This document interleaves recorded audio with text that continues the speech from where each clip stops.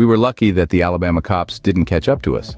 Then we started to discuss that if we did get arrested, what would happen? The cops might just shoot us and say that we resisted arrest. We were tougher than the cops we figured, but they had weapons, and we didn't. I detest bigots to this day. To me, bigots are the enemies of humanity. If we survived arrest by the Alabama cops, the military police would probably be called, and they would arrest us and take us back to Fort Rucker. They would then put us on trial and either let us go or give us some sort of punishment. Under the circumstances, we doubted our punishment would be harsh. There was a prejudice among civilians near army bases against soldiers, some of it justified, but as prejudice always goes, unfair. We then made dream plans on how we would go back to the cafe fully armed and either blow it up or burn it down. And if the cops showed up and tried to arrest us, we might shoot them. We were mad as heck. Here we were, soldiers, and about supposedly all get orders to go to Vietnam and possibly die. We said that we would prefer dying fighting the Southern cops.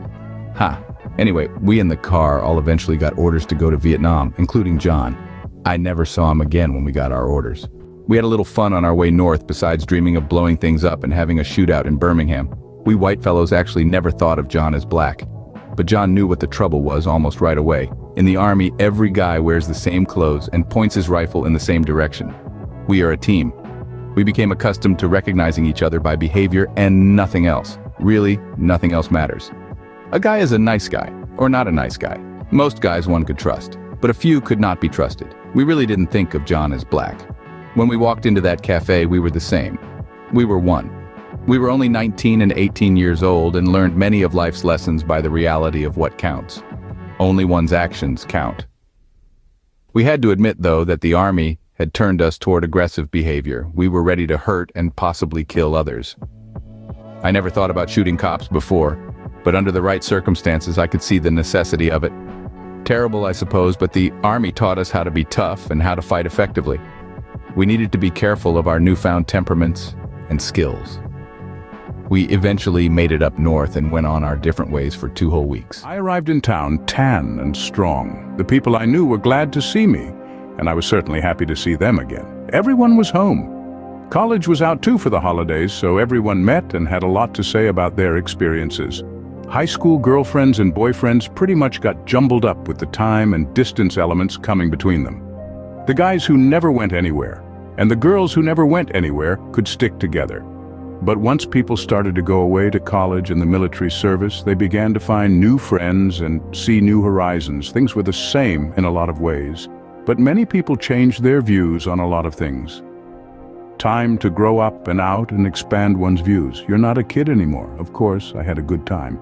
I always had a good time. I like to joke and laugh a lot, and I like people who did that too. My parents and my uncle sold my grandmother's house and rented an apartment for her, right next to the Congress Expressway, with all the noise associated with it. I felt very bad for her. No one really had any money for much of anything, though. The apartment was 2 blocks from my parents' house, so that was good, I guess. Her good husband dead after being together for 40-something years and now alone in a little apartment. It was sad for me to see, but she kept always a happy smile. That Christmas was a holiday season with plenty of snow, but it soon ended, and we were back on our way to our army camp. We didn't stop in the Birmingham cafe again. We knew time was getting short for us in our training course. We had about 5 weeks before we would get our orders for overseas duty and a 30-day leave before we were to leave for our final 1-year destination. Unfortunately, it would be the end of a young life for some of us. It's usually the brave who die, as we would later find out. For some reason, the platoon voted me as a platoon leader. They said I was easygoing and would not exercise them and make life more difficult for anyone. That's why I was picked. They were right about that. I always figured life was difficult enough without any extra trouble thrown in. Once in a while, some regular guy would be assigned a leader by an officer or sergeant, and then the idiot would let the power go immediately to his head and become a real jerk, making life difficult for the rest of us. There was one fellow like that, and the guys got together and threw a blanket over his head one night and beat the heck out of him. He deserved it. Myself and another guy saw him in Vietnam. We were combat air crew members, and he was some sort of headquarters non-combat guy. He recognized us and he actually ran away from us. I guess he thought we might shoot him. It for an instant crossed our minds. Vietnam was a very loose place. I'm glad he was paranoid. The bossy guys and macho guys are usually the biggest cowards in wartime. It's funny, but true. Their feet run as fast as their mouths. I am getting a little ahead of myself here, but one thing leads to another. Drafted Army Vietnam. The 5 weeks of Army training went smoothly along with our weekend passes. It sure was a lot warmer in southern Alabama and northern Florida than it was in Chicago. I was getting to like the South. I saw Sandy every weekend and we were getting close as boyfriend and girlfriend. We began speaking about me deserting the Army and her and I being together and myself changing identities, and we would live in Florida somewhere or wherever. Not a good idea, we figured, but we did talk about it.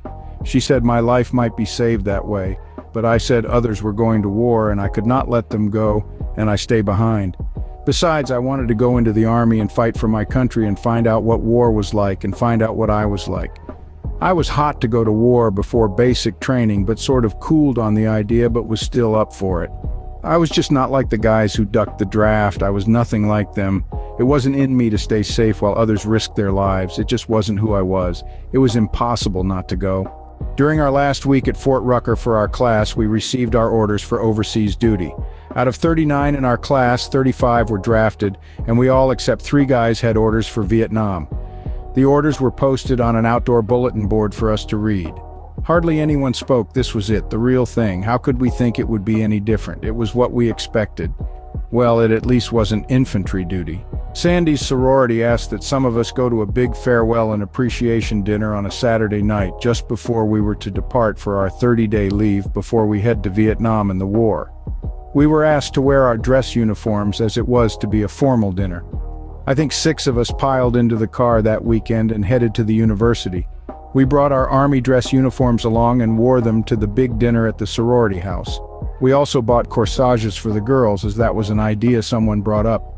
It was a great occasion that we experienced. The sorority house itself was an old southern colonial mansion with the big porch and huge white pillars in front. The girls were all dressed up in long flowing dresses that one would see in the movies in the 1800s during formal ballroom dances. Flowers were everywhere. We sat at assigned seats interspersed with the lovely young ladies. The dinner was served by servants for that duty at the college. Different courses were served at different intervals. Cloth napkins on laps, just everything. Everything was perfect and precise. There was gracious talk and manners galore, and there was dancing to a small orchestra after dinner. One would have to pinch oneself to make sure one wasn't dreaming. It was a superb, beautiful, and grand experience that I, as a young man, never expected, and at 74 have never experienced since. We all felt deep down inside that these girls appreciated what we may have to go through in war to protect them and our country. They were very patriotic. As far as we were concerned, it was the most glorious event that we ever experienced in the Army or ever would, period.